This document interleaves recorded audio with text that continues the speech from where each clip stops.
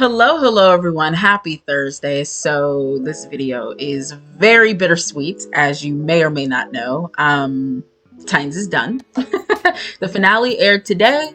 It is finito, finished. We're never going back, and I am still processing. I'm not gonna hold you. I feel very free knowing that I don't have to go back to the show after one more video after this, that I'm finished. Because the way this show has put the fans and viewers through immense hell and joy, but more so hell. It's just like, but we're here. It's over. I watched the finale not too long ago, and honestly, it was okay. Whenever they were focusing on wrapping up the main story with Sebastian, Trigon, and all that, it was utterly ridiculous, and I was kind of tuned out. I was more so focused on the team moments, like the moments between the team, just the Titans. Like anything dealing with that was great. So the last 10-20 minutes of the episode, superb, because Sebastian was through and done, and we could just focus on the Titans and wrapping that up in a bow and moving forward. Sebastian. It's like they crammed. So you tried to make him the main antagonist in the last episode of your series, and it didn't work. We actually saw Trigon again, which I didn't think they were going to bring him back, but they did. And unfortunately, they used the awful season 1 design just for Sebastian to kill him in 2 minutes. So I'm like, what was the point of bringing him back? They do this all the time. Like, he wasn't even a threat. He wasn't, literally was not a threat.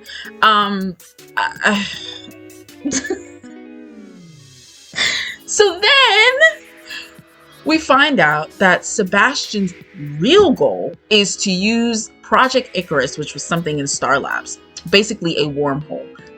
Go to Tamaran, destroy Tamaran, and also Earth. What? You mean to tell me that this was his plan the whole time, and we're finding this out in the last episode of the series? Are you joking? This was never mentioned throughout all of the other episodes. Never mentioned that he had a bone to pick with Tamaran. No, we knew that Lex had a hard-on for Starfire. We knew why that was the case. We knew that she was kind of a focal point, but not to the extent of, oh, because you defeated Trigon the first time, or what have you, now I have to destroy Tamaran. Like, what? It was just utterly stupid, but whatever. So he was doing that. Rachel was finally useful in her final appearance, so that was great. Her powers were pretty to look at.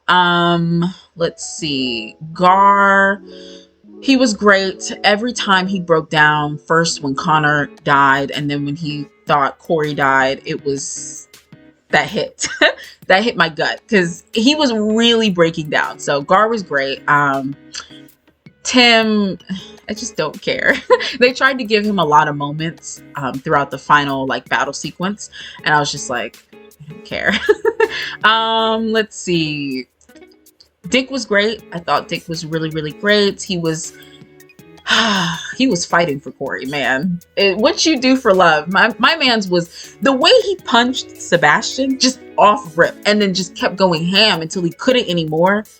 That's love right there. And to see him in the suit for one last time was nice as well. Connor coming back towards the end was fine. I loved seeing Crypto again. Let's see. I'm trying to think who else. Corey was cool. She could suddenly fly. They never really talked about that. But more importantly, we got the orange. We got the orange back in the final 15 minutes of the episode. But we got it back, so yay. Okay, I'm trying to think. So this is just all the Sebastian stuff. Bernard waking up and helping out was just whatever. I just did not care. Let me see. Yeah, that was all, I think, for the Sebastian stuff. It was just really stupid how they wrapped that up, in my opinion. But the best part of the episode was after all that junk, because we got to focus on the team and wrapping it up in a nice bow. Let's speak on my faves, Dick Corey, because we had a lot of Dick Corey this episode, and I was having my life. When they had the kiss after Dick sees Corey come down and she's alive, she's fine. I was like,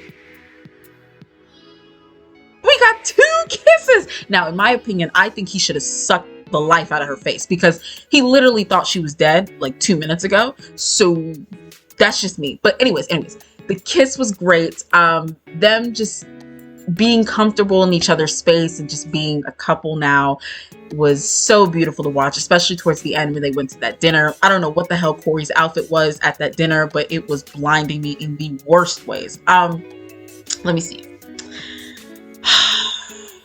Gar ends up leaving, like I sort of predicted last episode. He and Rachel, literally everyone, ended up just parting ways from the team, which, hello, it was best that they do this. There was really nowhere else for the, for the team to go, honestly.